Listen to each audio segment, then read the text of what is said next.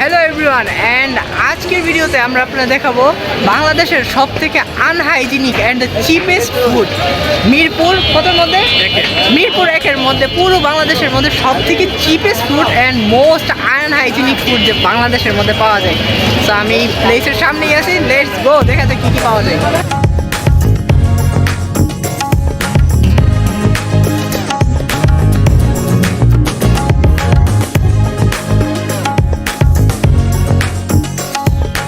এইখানে আমি প্রাইসিংয়ের বিষয়টা একটু বলি। হ্যাঁ, এইগুলোর হচ্ছে ওনারা কীভাবে সেল করতেছে, এটা হচ্ছে ওনারা বিয়ে বাড়ির মধ্যে অনেক মানুষের তো খাবার থাইকে যায়, যে মানে 500 মানুষের আয়োজন করলে দেখা যায় 400 মানুষ আসছে, 100 মানুষের খাবার বাইচে যায়। তো ঢাকার বিভিন্ন কমিউনিটি সেন্টার থেকে ওনারা খাবারগুলো কালেক্ট করে হচ্ছে এইখানে সবগুলো গ্যাদার করে কম দামে বিক্রি করে ফেলে। তো এগুলো অ্যাকচুয়ালি ভালো বলা যায় যে বিয়ে বাড়ির খাবার তো পাওয়া যায় না, আর ওদের টেস্টও ভালো থাকে। বুরহানি, এটা হচ্ছে খাসির মাংস, এটা মুরগির, ওইখানে গরু, সব ধরনের মাংস পাওয়া যায়। আরেকটা জিনিস লক্ষ্য করলাম যে এটা হচ্ছে পুরো এই বাউলটার মধ্যে সব কিছু মাংস আছে। তা ভালো মাংসগুলো এইখানে রেখে দিতেছে অ্যান্ড খারাপগুলো আপাতত সামনে বিক্রি করতেছে। ভাই কি বলবো, আর এখানে আছে একটা পাতিলের মধ্যে কাচ্চি। ভাই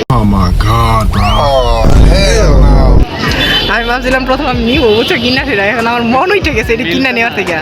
গন্ধ অনেক বাজে খাবারের, যাই বলো ভাই, গন্ধ কিন্তু অনেক বাজে। আগের না? হ্যাঁ, আগে নেওয়া যাবে না। তো এই পাশের দোকানে আমরা এখানে চিতল পিঠা নাকি ছিটা পিঠা, এটা ট্রাই করতে পারি। অনেক ধরনের ভর্তা আছে যেটা নাম বলে শেষ করা যাবে না। তো ছিটা পিঠাটা খাইতে খাইতে কিছু কথা বলি। এখানের লোকের ভাষ্য মতে শুক্র শনিবারে সব থেকে ভালো খাবারটা পাওয়া যায়। তো আমি শনিবারে গেলাম, তো এক তো খাবার ভালো ছিল না, অত্যন্ত বাজে একটা স্মেল আসতেছিল। আবার ওনারা ভালো খাবারের সাথে খাবার খারাপটা মিক্স করে দিতেছে। তো একবার কি বোঝা যায়, আমার নাকি স্মেল আসতেছিল অনেক। তো আমার জন্য এটা পারফেক্ট না। সো আমি এবারের মতো অ্যাভয়েড করতেছি।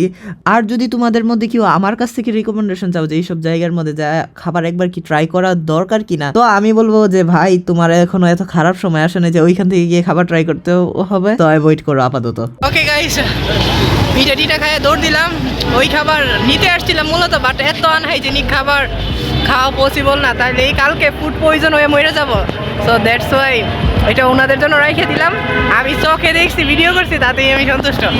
জীবনে অন্য কোনো সময় যখন একবারে না খায় মরবো, তখন ওইখান থেকে এসে একবার পারচেস করবো না। আপাতত এটা এইভাবেই থাক।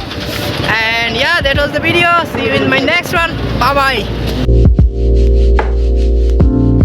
ওয়েট যাওয়ার আগে a big shout out to my new subscriber Satoru Gojo. And আমার একটা কথা হচ্ছে, আমার ভিডিওতে আপনাদের লাইক সাবস্ক্রাইব কোনো কিছুই করতে হবে না, বাট যেই জিনিসটা আমার জন্য অবশ্যই করবেন, একটা সুন্দর দেখে একটা কমেন্ট দিয়ে যাবেন। অ্যাকচুয়ালি কমেন্ট আমার কাছে অনেক বেশি ম্যাটার করে, এবং খুবই শীঘ্রই আমি কমেন্টের মধ্যে একটা সুন্দর একটা রিপ্লাই দিব। তো অবশ্যই যাওয়ার আগে কমেন্ট করে যাবেন। And see you in my next video. Tata.